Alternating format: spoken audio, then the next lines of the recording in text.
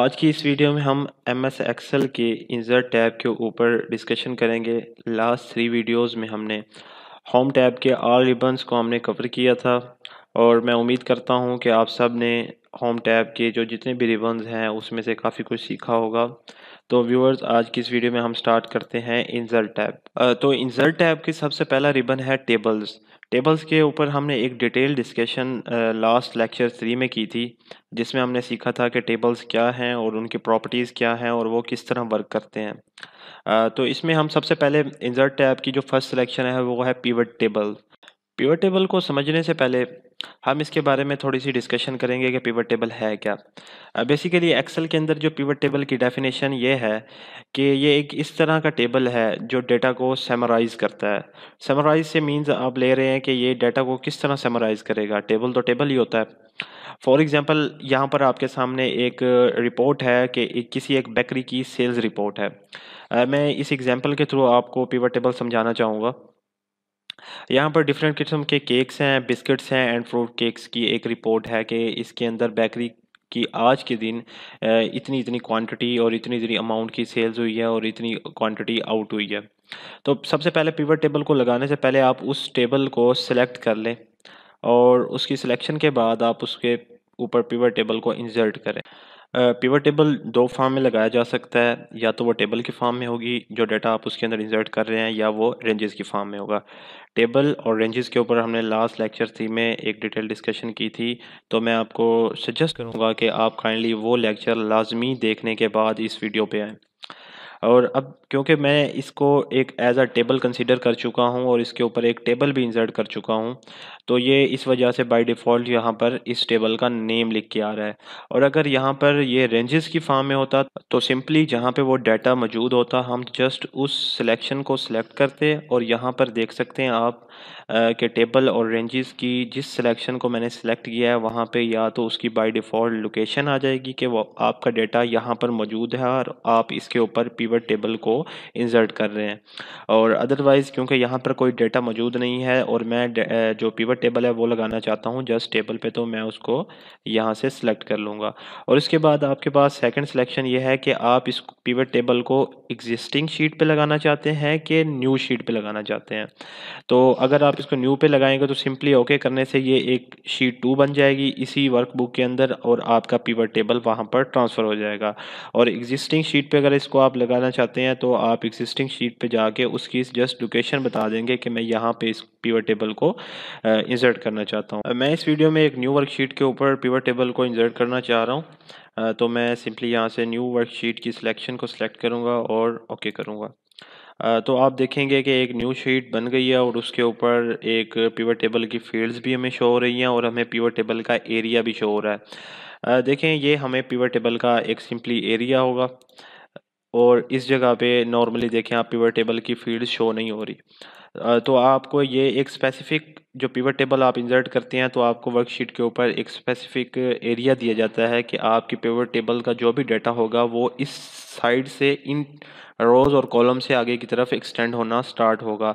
चाहे आप उसे लेफ़्ट टू राइट कर सकते हैं और टॉप टू बॉटम भी कर सकते हैं। तो देखें, ये इसकी फ़ील्ड्स आ गई हैं। सबसे पहले हम फ़ील्ड्स को समझते हैं। फ़ील्ड्स के अंदर आपके जितने भी कॉलम्स होंगे, सबसे पहले तो वो शो होंगे आपको कि आपके जो टेबल्स के कॉलम्स क्या हैं। तो कॉलम्स हमारे 4 थे। प्रोडक्ट नेम था, क्वांटिटी थी, यूनिट ऑफ मेजर था और अमाउंट थी।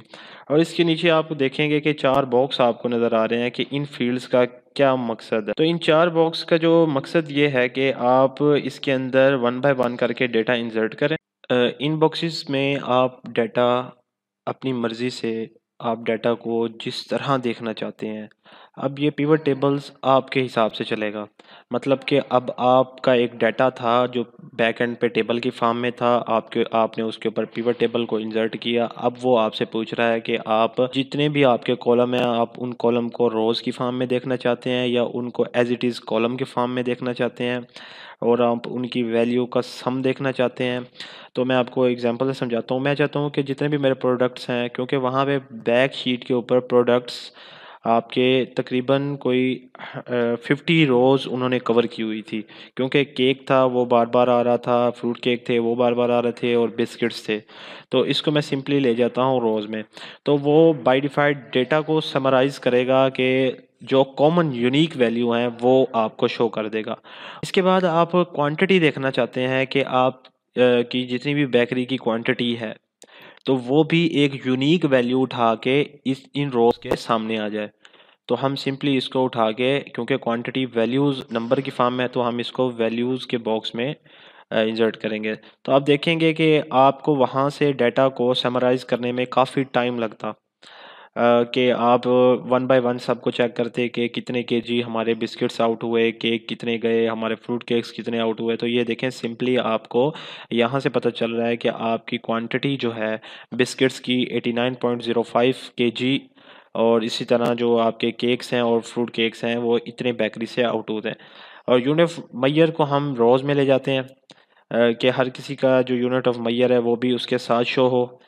और इसके बाद हमारे पास लास्ट में आती है अमाउंट। तो हम देखना चाहते हैं कि हमारी इस बेकरी की सेल्स की, केक की कितनी सेल है, और फ्रूट केक की कितनी सेल्स है, और बिस्किट्स की कितनी सेल्स है।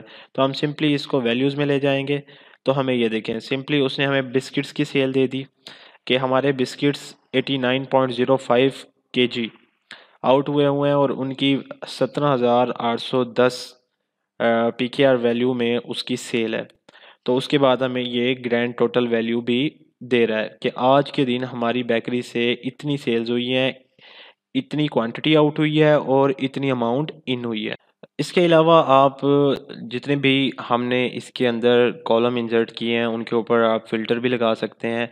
आप देख सकते हैं कि हम सिंपली बिस्किट्स की है कितनी सेल है, तो हम यहाँ से सिंपल बिस्किट्स इतने केजी हमारे आउट हुए और 17,810 पीकेआर वैल्यू में थे। और उसके अलावा हमारे पास केक कितने आउट हुए, तो हम केक के ऊपर सिंपली फ़िल्टर लगा सकते हैं। ये 40 ईच केक्स हमारे आउट हुए, और ये 20,000 के थे। और इसी तरह हम डिफरेंट वैल्यूज़ के ऊपर डिफरेंट सिलेक्शंस के फ़िल्टर्स लगा सकते हैं। इसके अलावा इस वैल्यूज़ के अंदर एक प्रॉपर्टीज़ है कि वैल्यू फील्ड सेटिंग। आप इसके ऊपर इन सब का सम देख सकते हैं। एट अ टाइम हम अमाउंट का सम देख रहे हैं कि हमें टोटल अमाउंट जो हम बैक एंड पे जो हमने टेबल सेलेक्ट किया था उसके ऊपर सिंगल वैल्यू को, उसने हर सिंगल वैल्यू को सम करके हमें उसकी टोटल वैल्यू दे दी। उसके अलावा हम काउंट देख सकते हैं, एवरेज देख सकते हैं, मैक्सिमम वैल्यूज़ देख सकते हैं, मिनिमम प्रोडक्ट। तो इससे आप डिफरेंट टाइप्स की और सिलेक्शंस को भी ऑन कर सकते हैं। टेबल्स के रिबन में सेकंड सिलेक्शन है रेकमेंडेड पिवट टेबल्स। तो रेकमेंडेड पिवट टेबल्स को अप्लाई करने के लिए सिंपली आप डाटा को सिलेक्ट करें और रेकमेंडेड पिवट टेबल्स पे क्लिक करें। तो ये आपको खुद ही सजेस्ट करेगा कि आपको किस तरह का पिवट टेबल अप्लाई करना चाहिए। तो आपको एज़ पर अपनी रिक्वायरमेंट आप इनमें से पिवट टेबल्स को देख सकते हैं और इनको अप्लाई कर सकते हैं। हमने प्रीवियस जो पिवट टेबल्स इसी वीडियो में इंसर्ट किया था वो सिंपली इस टाइप का था जो हमने मैनुअली ड्रा किया था। तो इसके ऊपर देखें, पिवट टेबल्स के हम जैसे ही अप्लाई करेंगे तो उसकी पिवट टेबल्स की फील्ड्स आ जाएंगी। और एक और बात आपने नोट करनी है कि आपको पिवट टेबल्स बनाने के बाद दो इजाफी फील्ड्स या टैब दी जाएंगी जो आपको टॉप पे शो हो रही होंगी, एक डिज़ाइन की टैब और दूसरी एनालाइज की टैब। तो डिज़ाइन की टैब में बेसिकली इस पिवट टेबल का डिज़ाइन आता है, आप इसको किस तरह का डिज़ाइन देना चाहते हैं, और इसके अंदर हेडर्स वगैरह आप सिलेक्ट करना चाहते हैं, कॉलम हेडर को हम ड्रा करना चाहते हैं नहीं। और इसके अलावा जो बेसिक टैब है वो है एनालाइज की। एनालाइज में हमें सबसे पहला जो रिबन आता है वो पिवट टेबल में शो करता है कि इस शीट के अंदर इस पिवट टेबल का नंबर है पिवट टेबल 9। ऑप्शन के अंदर हम तमाम पिवट टेबल्स के अगेंस्ट जितने भी ऑप्शंस हैं उनको देख सकते हैं। इसमें सबसे पहला जो ऑप्शन में आती है टैब वो है लेआउट्स एंड फॉर्मेट की, कि आप इसके अंदर इस पिवट टेबल का लेआउट्स किस तरह रखना चाहते हैं, इसके अंदर मर्ज करना चाहते हैं कुछ कॉलम्स को, या इसमें और दूसरी बात इसमें ऑटो फील्ड्स कॉलम्स की भी ऑप्शंस है कि जब भी पिवट टेबल अपडेट होगा तो उसके ऊपर वो ऑटो फिट्स कॉलम विड्थ हो जाएगी, उसकी preserve cell formatting on update रहेगा। और इसके बाद सेकंड टैब है टोटल्स एंड फिल्टर्स की। इसके अंदर आपको ग्रैंड टोटल्स वगैरह को आप देखना चाहते हैं या नहीं देखना चाहते, और आप इसके ऊपर जैसे ही ओके करेंगे तो ये आपको उस टाइप में ले जाएगा। इसके ऊपर आप मल्टीपल फ़िल्टर्स देखना चाहते हैं, क्योंकि आप यहाँ पे देखें फर्स्ट कॉलम के ऊपर फ़िल्टर है, तो मल्टीपल फ़िल्टर आप अप्लाई करेंगे तो ये सब कॉलम के ऊपर फ़िल्टर अप्लाई हो जाएगा। उसके अंदर डिस्प्ले में चले जाएंगे तो इसमें असेंडिंग डिसेंडिंग के ऑर्डर्स आ जाएंगे कि आप डेटा को sort out A to Z करना चाहते हैं, और इसके अंदर फ़िल्टर्स वगैरह हैं। प्रिंटिंग के ऑप्शन के अंदर सिंपली आप जब भी पिवट टेबल को जब प्रिंट करना चाहेंगे तो इसमें ये आपके पास सिलेक्शन होगी कि repeat row labels on each printed page, के आप जितने भी पेज आप प्रिंट करना चाह रहे हैं उसके ऊपर जितना भी पिवट टेबल का एरिया मौजूद है तो उसकी जितनी भी रोज़ हैं वो रिपीट होती जाएं, और एक्सपेंड और कोलैप्स के बटन्स हैं जो हमें पिवट टेबल्स के ऊपर डिस्प्ले हों या ना हों, जैसा कि ये बटन्स हैं और फिल्टर्स के बटन हैं, तो इसके अगर हम मैं टिक कर दूंगा तो ये बटन्स भी प्रिंट में भी हमें शो हो जाएंगे। इसके अलावा डेटा है कि जो डेटा का सोर्स है वो सेव होता रहे, क्योंकि जब हम इसके बैक एंड पे डेटा बढ़ाते जाएंगे तो पिवट टेबल भी ऑटोमेटिकली खुद ब खुद डेटा को अपने अंदर अपडेट करता जाएगा और इसकी वैल्यूज़ को बढ़ाता जाएगा। रिफ्रेश, ये अब इसकी वर्कबुक की सेटिंग आ जा गई है कि जब भी पिवट टेबल्स के बैक एंड के ऊपर डेटा न्यू इंसर्ट हुआ है और आप इसको जब भी सेव करेंगे और सेव करने के बाद दोबारा रीओपन करेंगे वर्कबुक को, तो ये आपको सबसे पहले ओपनिंग फाइल के ऊपर डाटा को रिफ़्रेश करेगा और बाद में ये आपको डाटा शो करेगा। उसके अलावा ऑल टेक्स्ट आता है, इसके अंदर टाइटल और डिस्क्रिप्शन वगैरह आप पिवट टेबल की एडजस्ट कर सकते हैं। इसके बाद एनालाइज के सेकंड रिबन एक्टिव फील्ड में ये हम देख सकते हैं कि हमने जिस कॉलम को सिलेक्ट किया हुआ है और उसकी फील्ड की सेटिंग हम किस तरह कर सकते हैं। हम उस फील्ड का सम देखना चाहते हैं, count, average, maximum, minimum, product, ये हम पहले भी डिस्कस कर चुके हैं। इसके बाद हम ड्रिल डाउन या ड्रिल अप कर सकते हैं, ये एक्टिवेशन फील्ड्स हैं, हम इसको अप डाउन देखना चाहते हैं। उसके बाद हम स्लाइसर के ऊपर आगे बात करेंगे और टाइमलाइन के ऊपर आगे बात करेंगे, ये हमारा एक अगले टॉपिक में कवर होगा। उसके बाद हम डाटा को रिफ़्रेश कर सकते हैं, जब भी बैक एंड पे हम डाटा को अपडेट करेंगे तो यहाँ पर हमारी वैल्यू को रिफ़्रेश एट अ टाइम नहीं होगी, तो उसके बाद हमें इस बटन को लाजमी क्लिक करना होगा, तब जाके हमारा बैक एंड से डाटा इस पिवट टेबल में अपडेट होगा। इसके बाद आप इस पिवट टेबल का सोर्स भी चेंज कर सकते हैं, डाटा सोर्स के अभी एट अ टाइम ये डाटा इस सोर्स से आ रहा है तो आप इसका इन फ्यूचर सोर्स चेंज करना चाहते हैं, आपने एक न्यू वर्कबुक बना लिया है तो आप सिंपली उस वर्कबुक पे जाके इसके डाटा सोर्स को चेंज कर सकते हैं। उसके अलावा आप इस पिवट टेबल को क्लियर करना चाहते हैं, क्लियर ऑल हो सकता है, सेलेक्ट करना चाहते हैं, सेलेक्ट हो जाएगा। और इसके अलावा आप पिवट टेबल को यहाँ से मूव करके किसी और वर्कशीट या किसी और वर्कबुक पर लेके जाना चाहते हैं तो वो यहाँ से हो सकता है। उसके अलावा आप फील्ड्स को कैलकुलेट कर सकते हैं, उसके ऊपर फार्मूलाज अप्लाई कर सकते हैं। हाँ, और इसके अलावा आप पिवट चार्ट लगा सकते हैं, सिंपली आप यहाँ पर आपको चार्ट्स की टाइप मिल जाएंगी, पाई में, बार में, तो आप इसके ऊपर कोई भी एक टाइप का चार्ट को अप्लाई कर सकते हैं और आप पिवट टेबल से आप एक चार्ट की फॉर्म में भी डेटा को देख सकते हैं। उसके अलावा हमारे पास फील्ड्स रह जाती हैं, एनालाइज में हमारे पास फील्ड्स की लिस्ट रह जाती है, बटन्स हैं कि आपको यहाँ पे जो बटन शो हो रहे हैं वो शो हों या ना हो, और लास्ट में हमारे पास फील्ड्स हेडर रह जाता है कि हमेशा पिवट टेबल के फर्स्ट कॉलम के ऊपर एक हेडर शो हो रहा होता है रो लेबल्स का, वो आप यहाँ से एडजस्ट कर सकते हैं। इस लेबल्स का ये मकसद होता है कि आप इसकी जो फर्स्ट कॉलम के अंदर जो भी एंट्रीज होंगी, जो भी फील्ड्स होंगी, तो आप उसको फिल्टराइज कर सकते हैं। इंसर्ट टैब की थर्ड सिलेक्शन है टेबल्स।